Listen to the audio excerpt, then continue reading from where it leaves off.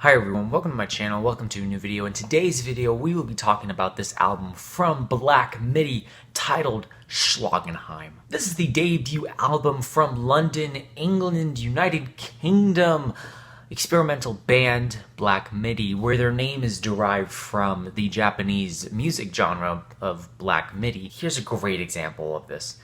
Imagine if you have 100 5-year-olds and you have a keyboard in front of them, and you ask them all at the same time to smash the keyboard rapidly. And all of the music goes onto one sheet. One sheet. That's what Black Midi is. It's just thousands, millions, billions, and even trillions of notes on one single sheet of music. It can destroy computers, it can destroy brains, but Black Midi, the band, is not here to do that. Black Midi is here to excite you with their exciting sounds. But in all honesty, back to the music. Black Midi, experimental noise rock band out of London. They are here with the debut album, Schlagenheim. This is 9 tracks long, just over 40 minutes in length. This is one of the more abstract, one of the more dissonant albums to come out this year. I mean, you have things from experimental rock, loud math rock, and even banjo playing on this album. A lot of this album is very glitchy and very complex. The one thing that stands out to me about this album are the vocals. The vocals I could compare to maybe Fontaine's DC, not because they sound the same, but because they're so idiosyncratic. They're so different, they're so out there, they're so weird, chaotic, and aggressive, and throat-shredding sometimes. And that's fun. Right off the bat, you get hit with one of the more explosive introduction tracks I've heard this year, 953, which just starts the album off really well, in fact. It's very loud, it's very noisy, it's very abrasive, and the album doesn't really come back to that peak, but it does certainly come close to hitting the mark that the introduction track brought to the table. Also, there's a lot of synthesizer work that's kind of put into each song on this album. It's actually very interesting what they do.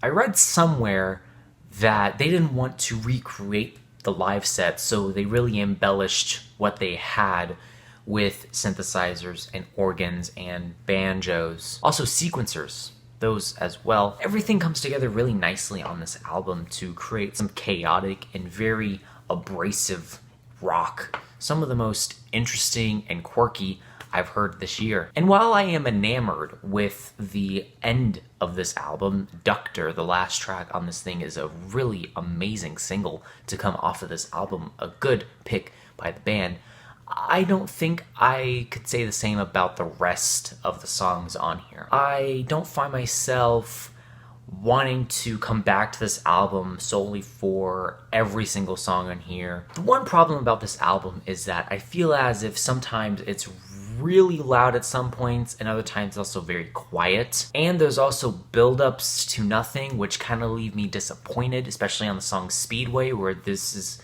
like this big build-up and then it just kind of ends on a very flaccid note. But on the other hand, there are some very weird and kind of almost hair-raising songs on here where the vocals are really out front and in your face. On the song BM, you have the lead vocalist just repeating the same lyric over and over again in a slightly different tone than the previous. Keeps repeating, "She moves with a purpose." I mean, after listening to that for a while, it gets creepy. It gets very creepy. And this is one of the few tracks that actually has a very pleasing crescendo to the song.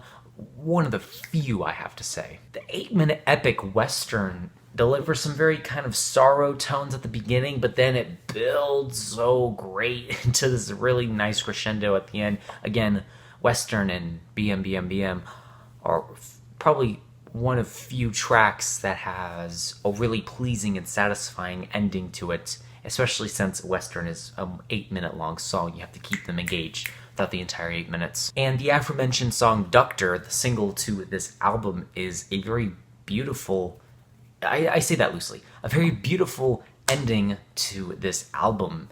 And the music video is also very spectacular as well. You get guitar tones throughout this entire song, and they build on top of one another, getting kind of more brittle and kind of abrasive near the end of the track. There's a lot of good things I can say about this album, but there are a few gripes that I can also say about it. One, this feels very loosely connected, and I say that kind of negatively because I don't feel as if this is Black Midi completely realized. I think that this is a great start to what they're doing, and obviously I think most people know that at the point, but I think a lot of people are kind of overhyping this to what it is. I think that they can actually go expand their music beyond this. I think they can even go maybe even a more experimental. Certainly this isn't what they can deliver their best at. I think this isn't their best yet. I think they can go higher. And with that, I'm giving Schlagenheim by Black Midi a B, a solid B. And I want them to go further with their sound. But other than that, great album. And with that said, thank you so much for watching. I hope you enjoyed. Let me know your thoughts and opinions on this album down below. Let me know what albums you want me to review next, and that is it. Leave a like, comment, subscribe, do whatever you want. I hope you enjoyed the video. I think I already said that. Black Midi, Schlagenheim. Until next time.